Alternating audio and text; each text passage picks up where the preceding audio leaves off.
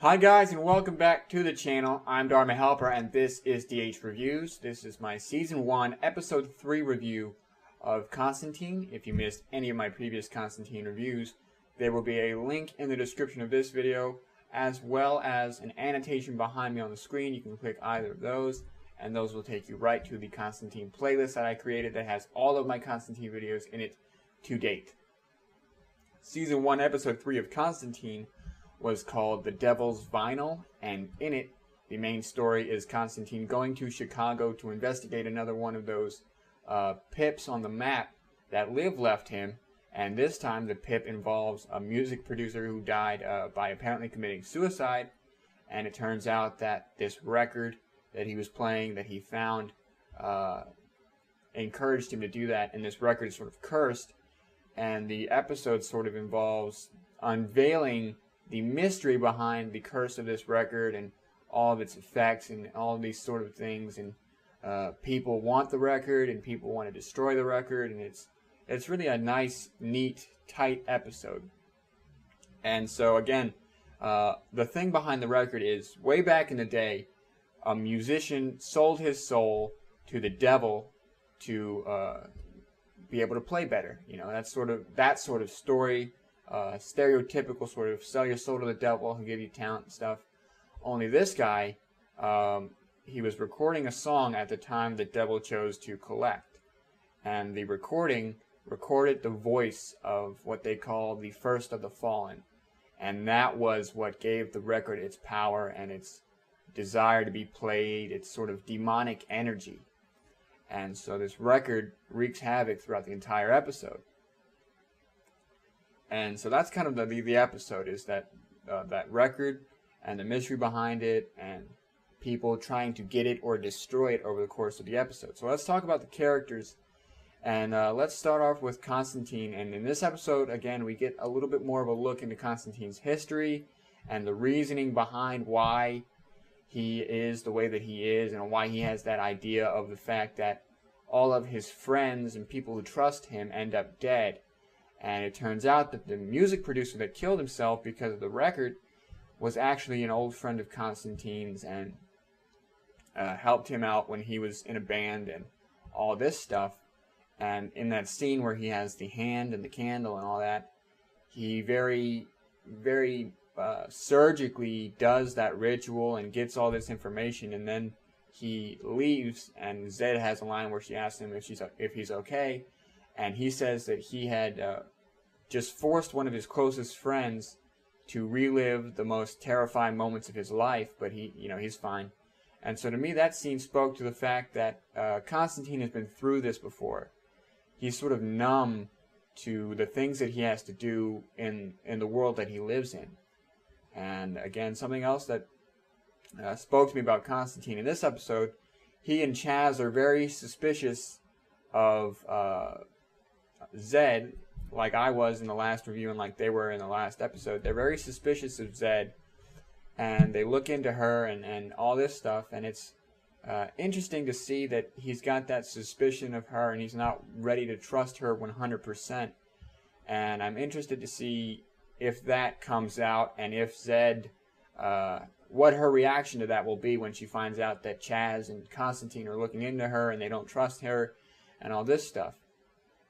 And to me, again, it's kind of mirroring that idea of an audience stand-in, because we as the audience are supposed to kind of maybe be a little bit suspicious of Zed, and that's being reinforced by Chaz and by Constantine. And for me, I don't know where Zed's head is at.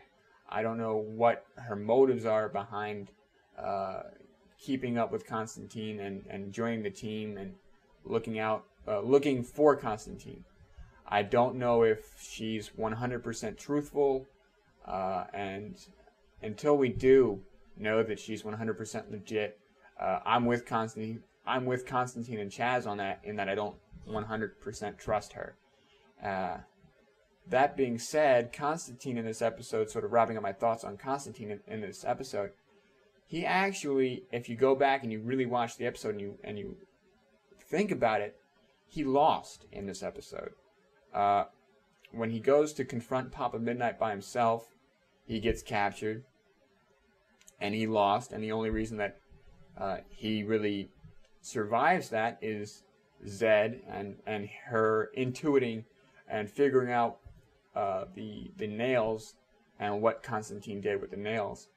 And then at the radio station at the college, he loses again. The earpiece pops out because, again, he went in there alone, and he almost falls victim to this record. And then ultimately Papa Midnight comes in with his Remington or Winchester or whatever it was, and he blasts the speakers out. So that's two instances where Constantine's sort of credo and his strategy of not needing necessarily friends or people by his side sort of backfires on him, and to the point where had he actually sincerely been alone, he would have either died or done some serious damage to other people. But the bottom line is that he would have lost, and that record would have been in the hands of Papa Midnight. And so to me, that speaks to the audience, that speaks to us, and it speaks to Constantine about the importance of building a team, the importance of having people like Chaz and Zed who have your back. And moving forward, Constantine is going to have to learn that lesson. Constantine is going to have to take a long look at himself and say, look, the way I'm doing things, keeping people at a distance is going to hurt myself, and it's going to hurt this mission that Liv and Jasper put before us. And so for once, I'm going to put myself aside and think about what's the greater good. And the greater good is working with this team to figure out all these different mysteries about the map and to stop the creeping darkness. And so that's kind of my thoughts on Constantine in this episode. Again, he's going to have to learn to work better with a team, and he's going to have to open up, and if Zed is legit, then that's the perfect person for him to open up to, because transitioning into talking about Zed, again, in this episode, she keeps up with him, and she is able to learn a lot from him in this episode. She, in the beginning of the episode, it looks like, again, the Liv situation where they separated for a time, at least for a day or two, and she tracks them down by looking at the cabin and drawing the cabin and figuring out there's only so many cabins or whatever. And again, she takes on that student role in a more eager and a more apt way than Liv did. And to me, again, that was nice to see somebody who can keep up with Constantine and who is not afraid to who is not going to shy away from these things. And like I talked about in my last review, we saw a little bit more of her powers develop in an interesting way in this episode. And you know, she saw that tiger in the ambulance. She smelled jasmine when the answer was, the woman's name was Jasmine, and she was the one who sold her soul to the soul broker, or whatever the guy's name was. So we're seeing more aspects of her powers develop very quickly here, the more the time that she spends with Constantine and the more time that she spends looking into these supernatural things. And Constantine calls her, I think, a clairvoyant smorgasbord or something like that. And so again, she's obviously got a lot of untapped potential, and the longer that she spends with Constantine, the more that's going to come out. And maybe that's why she wants to do that. I don't know. I can't say one way or the other, again, whether or not she's legitimate. But again, she has those scenes, even in this episode, where coupled with the voiceover for Constantine, it looks like she's up to something. She's got some hidden motive and some kind of con that she might be running. There's something that she's not saying that's crucial to her relationship with Constantine. And that needs to come out sooner rather than later, or that's going to have a negative impact on the team dynamic. So let's talk about, very briefly, let's talk about Chaz, wrapping up that whole theme, that whole discussion on Zed being suspicious. let's talk about Chaz, who to me, again, we see more from Chaz in this episode, which was something that I wanted to see. In my last review, I talked about how I wanted to see more of the characters like Chaz and Archie and Manny and characters that we saw in the pilot that we didn't see in episode 2. And Chaz in this episode shapes himself up to be more of a big brother type role to Constantine, very protective. It's his idea to look into Zed, I think, or he offers to look into Zed, and he's got contacts and stuff that tell him all this information about Zed, which is basically that they have no information about Zed. So she's a ghost. So again, that is a point against her in terms of her being suspicious. But speaking to that idea of what will happen if that comes out, if the truth about Zed comes out, to me, Chaz is going to be the most affected by that. He's going to be angry, and out of his desire to protect Constantine, he might do something rash or hasty, either in light of new information or in light of a rumor or a hint or a guess at new information. Like, he might get an idea in his head and act based on that, or he might get concrete proof, at least in his mind, that Zed is up to no good, and he'll act on that without consulting Constantine, and that might create a rift there. But that's sort of my thoughts again on Chaz, is that, again, he gets that big brother attitude, that big brother vibe from me, or I get that from him, and that's going to be nice to play around with and to see what Chaz is willing to do for Constantine, and maybe why he's willing to do that for Constantine. Maybe we'll get a flashback and we'll see how Chaz met Constantine, and we'll see more of how that relationship developed, and that would be cool to watch. So let's talk about wrapping up on characters here. Let's talk about the big reveal and the big character from this episode, Papa Midnight. And Papa Midnight is a voodoo priest, sort of crime boss sort of character, and his interest in the acetate is purely so that he can add that to his arsenal of weapons to use in his criminal dealings. And he strikes me as a villain that is not necessarily cruel or psychopathic or just sociopathic, but rather somebody that's intelligent, almost entrepreneurial, very elegant of a villain. He's a very elegant villain. And again, I talk about this very briefly in my Scorpion review of the Plutonium is Forever, the episode with Mark Collins, where the thing that I look for in a series is a villain that can stand up to and stand against the hero in a way that is compelling and is interesting and dynamic. And Mark Collins does that for Scorpion, for Walter O'Brien in Scorpion.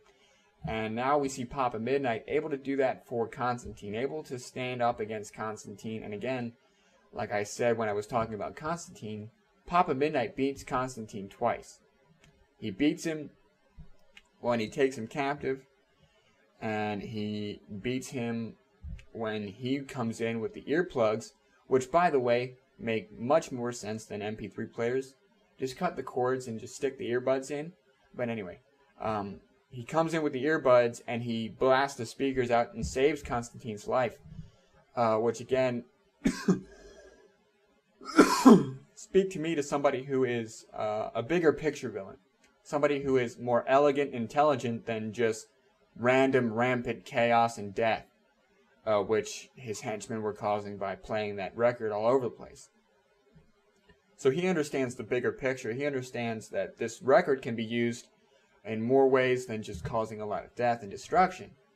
And at the end of the episode, unfortunately, the only way that Papa Midnight loses in this episode, let's be honest, is that Constantine sacrifices any bargaining chip that he might have had, because again, Manny and Constantine have that conversation where it's intimated and it's hinted at that Constantine was thinking about or planning to use this record with the voice of the first of the fallen, the devil, on it as a bargaining chip. And as a bargaining chip, obviously, for that little girl maybe, or for Jasper, or for both of them. Because that's a huge bargaining chip. That's a lot of power to play around with.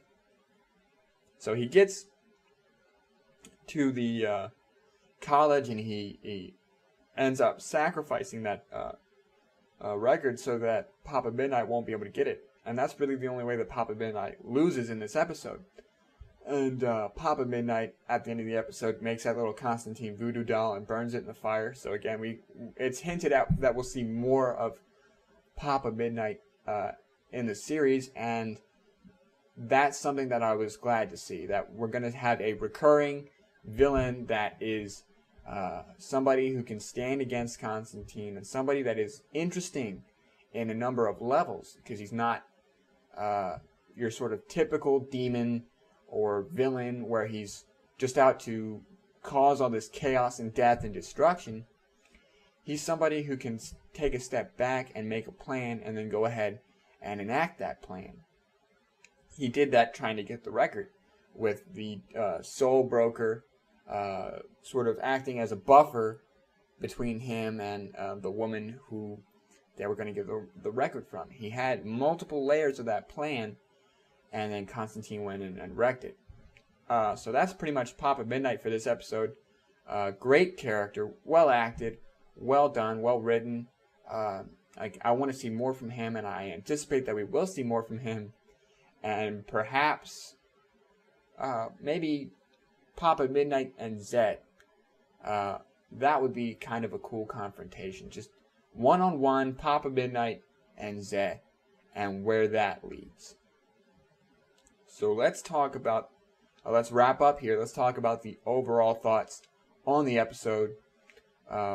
Really a solid 5-star episode. Probably my favorite episode of anything that I've reviewed to date. And I say that because it was well written. It was well shot. Everything looked beautiful and well done and didn't look too CGI. And it was an interesting and compelling and multi-layered sort of mystery behind this record. It was almost like a ghost story, right? You sit around the campfire and you talk about how there was this guy who wanted to be an aspiring singer, so one day he sold his soul to the devil, and then the devil came to collect. And what he didn't know was that this act of collecting the soul would poison this record and give this record all this demony powers. And it felt like a ghost story in a very cool and interesting and eerie sort of way. And that was something that was impressive to me, to see that sort of unfold in a real way. And so, again, something that also impressed me in this episode was the visuals, and particularly the opening sequence, which I realize we've seen for at least 2 episodes now, but I felt like I wanted to mention it in this review. The opening sequence was really well shot and really well done, and it speaks really well to the tone and the themes of the show, of these sort of fiery, sort of souls, demons, all that sort of stuff. You convey that really well in the opening first couple of minutes, and you got an audience that's hooked. And so I really like this episode. And the idea of having a villain that is elegant and that's thoughtful. And that's something that's really good in comic books, is having those villains that are elegant and thoughtful and able to match wits with the heroes. So that'll do it for my thoughts on this episode. If you enjoyed the review, leave a like down below. If you want to see more reviews like this, subscribe to the channel, and you'll see those reviews as they come out. I do Constantine reviews on Mondays, Gotham reviews on Tuesdays, Agents of S.H.I.E.L.D. reviews on Wednesdays, and on Thursdays I finish the week out with Scorpion reviews. So if you want to see those reviews, subscribe to the channel. Comment down below with your thoughts on the episode, or hit me up on Twitter at the DH Reviews with your thoughts on the episode and your thoughts on my review. I'm always open to feedback and suggestions and stuff. Share this video, get this video out there on Facebook, Tumblr, Twitter, wherever you got to share the video. I really appreciated and enjoyed watching the feedback and watching the level of support from last week's episodes. That was something that I noticed. I want you guys to know that I noticed, and I appreciate. So keep that up going into this week. And with that being said, I've been Dharma Helper, and this has been DH Reviews. So I will see you guys in the next video.